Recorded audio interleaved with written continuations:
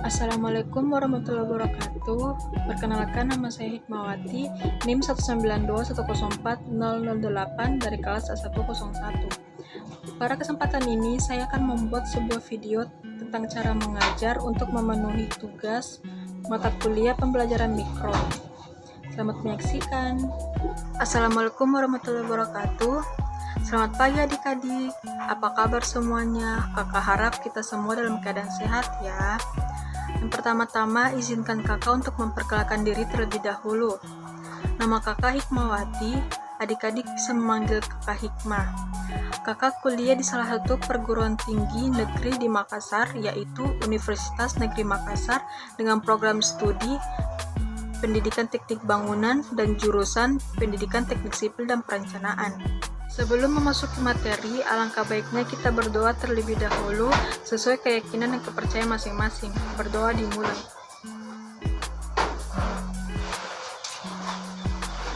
Berdoa selesai.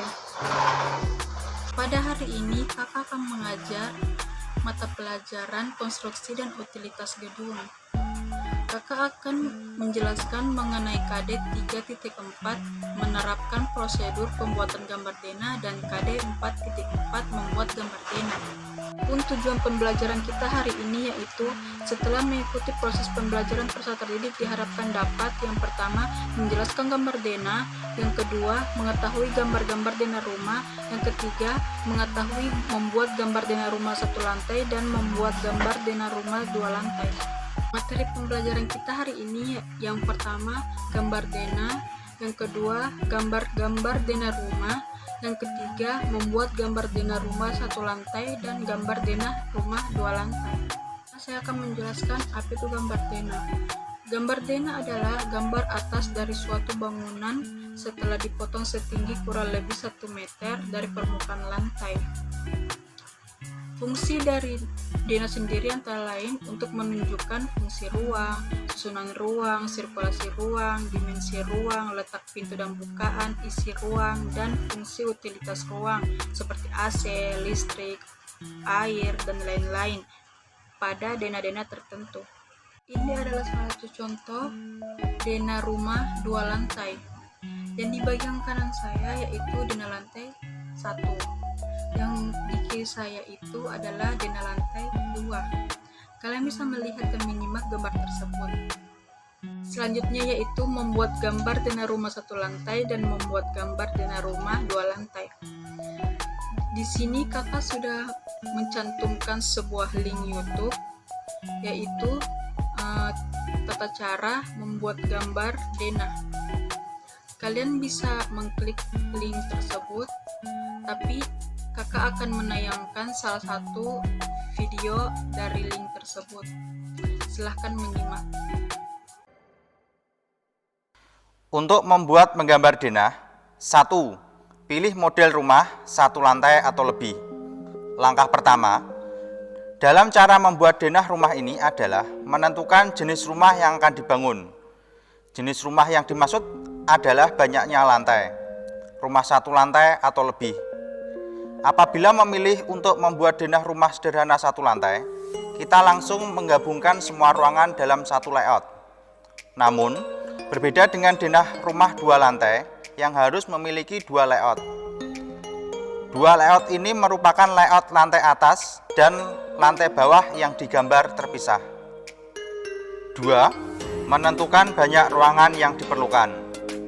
Setelah memilih model rumah yang akan dibangun, saatnya menentukan berapa banyak ruangan yang dibutuhkan. Tentu kebutuhan ini bervariasi dari satu rumah ke rumah lainnya, tergantung berapa banyak orang yang menghuni rumah tersebut nantinya, dan apa saja yang akan mereka lakukan di dalam rumah. Beberapa rumah tertentu mungkin akan membutuhkan ruang baca khusus atau perpustakaan kecil, ruang musik, studio lukis, dan ruangan-ruangan lain yang dapat mengakomodasi kebutuhan penghuninya. 3. Pelajari kebutuhan ukuran setiap ruangan. Setelah mengetahui berapa dan ruangan apa saja yang dibutuhkan, selanjutnya memperhitungkan luas setiap ruangannya, mulai dari standar ukuran setiap ruangan sampai apakah ruangan itu butuh bukaan atau tidak. Misalnya, kamar tidur utama membutuhkan ruang yang lebih besar dari kamar tidur lain. Butuh berapa luas kamar mandi untuk bisa ditempatkan shower atau bathtub? Garasi yang dibutuhkan harus bisa menampung berapa kendaraan? 4. Mengatur penempatan atau zonasi ruangan. Langkah cara membuat denah rumah selanjutnya adalah dengan mengatur zonasi ruangan-ruangan yang sudah ditentukan. Untuk membuat denah rumah 2 lantai, akan lebih mudah membagi zonasi privat dan umum. Biasanya, kamar tidur akan ditempatkan di lantai atas yang merupakan area private rumah. 5. Menggabungkan semua ruangan jadi satu denah rumah dasar. Setelah memiliki gambaran ruangan serta zonasinya, langkah cara membuat denah rumah sederhana satu lantai berikutnya dengan menggabungkan kedua zona itu menjadi satu denah rumah dasar. 6. Cari alternatif denah rumah terbaik. Langkah cara membuat denah rumah yang satu ini juga sangat penting. Setelah Anda memiliki denah rumah dasar, saatnya mencari alternatif sketsa rumah terbaik. Cara yang bisa dicoba adalah dengan memutar denah rumah dasar, membalik zonasinya, atau menukar posisi ruangan satu dengan yang lainnya. Dengan demikian, Anda akan memiliki banyak versi sketsa rumah yang nantinya bisa dipilih mana yang terbaik. 7. Tambahkan detail pada denah rumah terpilih. Setelah menemukan sketsa rumah terbaik, cara membuat denah rumah yang terakhir adalah dengan menambahkan detail-detail teknis. 1. Meletakkan gambar denah di dalam tapak atau lahannya agar jelas setiap ruang dan hubungannya dengan area luar bangunan. Hal tersebut bertujuan supaya jelas di mana denah tersebut akan dibangun dan batas tapak kanan kiri bangunan tersebut berada. Misalkan, denah rumah tersebut akan dibangun di Jalan MT Haryono nomor 50 Purwodadi. Batas sebelah utara ada Jalan MT Haryono. Batas sebelah samping kanan dan kiri bangunan kosong berupa lahan persawahan. Batas sebelah barat ada Jalan Ahmad Yani. 2. Penomoran tiang struktural. Dengan adanya penomoran tiang struktural, pada denah akan mempermudah penggambaran potongan bangunan dan mempermudah pekerjaan pelaksanaan pembangunan.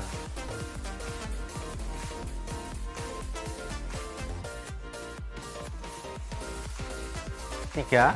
Tuliskan keterangan ruang dan ketinggian lantai.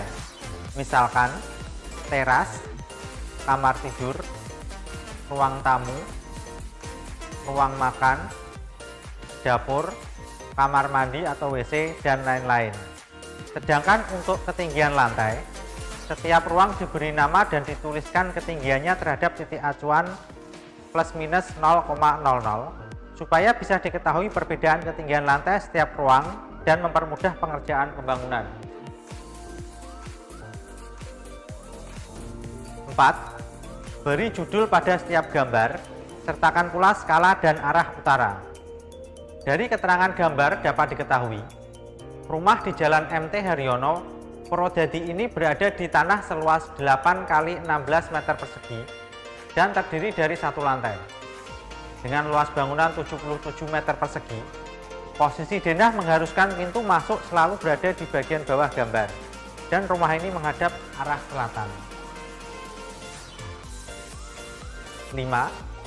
Gambarkan bentuk pintu, jendela, atau bukaan lainnya dengan spesifik. Dari denah dapat diketahui konsep modern, natural, dan terbuka dengan adanya pintu atau bukaan di berbagai ruang. 6. Lengkapi setiap ruang dengan furniture dan fixture sesuai dengan letak sebenarnya. Misalkan di dapur harus ada furniture kompor, kamar mandi atau WC harus ada furniture toilet, di kamar tidur harus ada furniture bed atau tempat tidur, dan lain sebagainya. Lihat gambar. 7. Bedakan penggambaran dinding bata penuh dengan dinding setengah.